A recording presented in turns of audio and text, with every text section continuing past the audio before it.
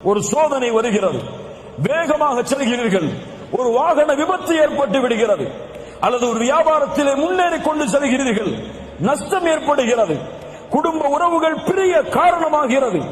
அப்போது நினைக்காதீர்கள் இதற்கெல்லாம் வேறு காரணமாக இருக்குமோ, இதுவெல்லாம் வேறு யாராவதுடைய கண்ணின் காரணமாக ஏற்பட்டு இருக்குமோ என்று நினைக்காதீர்கள். நீங்கள் நினைக்கக்கூடிய முதல் நினைப்பு, என்ன பாவத்திற்கு நம்மிடத்திலே மன்னிப்பை தேட மறந்துவிட்டேன், அதை நினைவு கூர்ந்து மன்னிப்பை தேடுங்கள். என் வாழ்வில் நடந்த ஒரு செய்தி. இந்த நாட்டிலே ஒரு வாகனத்திலே நான் சென்று கொண்டிருக்கும் பொழுது ஒரு பெண் என்னுடைய வாகனத்திலே மோதிவிட்டாள். மோதிய பிறகு என்னுடைய வாகனம் அதிகமாக பாதிக்கப்படுகிறது. அந்த பெண் இறங்கி வருகிறார்கள், மன்னிப்பு கேட்கிறாள். அப்போது என் கணவன் வரட்டும், இருவரும் சேர்ந்து நாம் போலீஸ் ஸ்டேஷனுக்கு போவோம் அப்படின்னு சொல்லி அந்த பெண் சொல்றாங்க. வெயிட் பண்றோம். அவங்களுடைய கணவன் வர்றார். மாஷா அல்லாஹ், அல்லாஹ் அவருக்கு அருள் செய்யட்டும். வந்து பார்த்தார் யாரின் மீது தவறு என்று.